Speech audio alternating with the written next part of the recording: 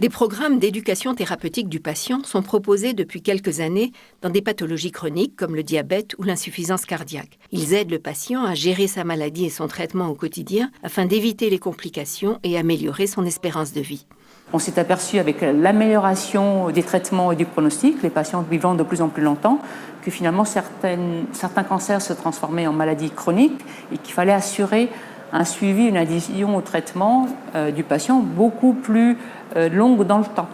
L'éducation thérapeutique n'est pas l'information, parce que ça, c'est une partie de la prise en charge du patient qui est classique, qui fait partie de notre travail de médecin ou du travail de l'infirmière.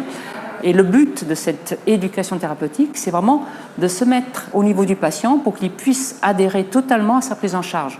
Et donc, il y a ce qu'on appelle des programmes qui se mettent en place pour faire adhérer les patients à cette éducation thérapeutique qui n'est pas du tout une obligation, c'est une proposition.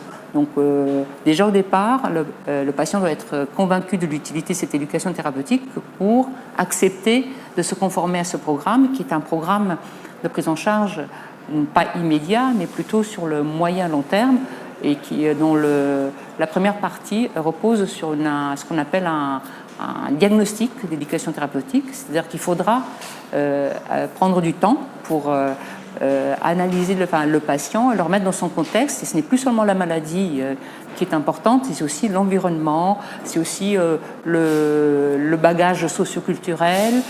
Et donc, dans les programmes, on peut en citer un qui est en train de se mettre en place pour le myélome, qui est le programme EMAVie, qui va consister à offrir aux patients qui voudront adhérer à ce programme une boîte à outils.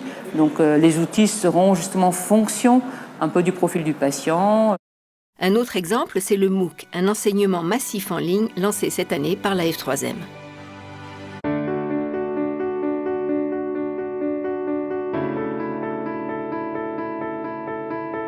Je prends un M, j'en prends même deux, je suis le myélome multiple.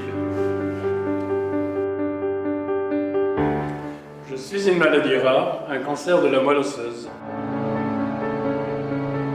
Je prends un M, deux O, un C, je suis le MOOC sur le myélome. Je suis une formation en ligne, gratuite, tutorée et ouverte à tous. Je suis là pour accompagner les malades du myélome et leurs proches. Je suis là pour vous aider à comprendre le myélome et comment on le traite.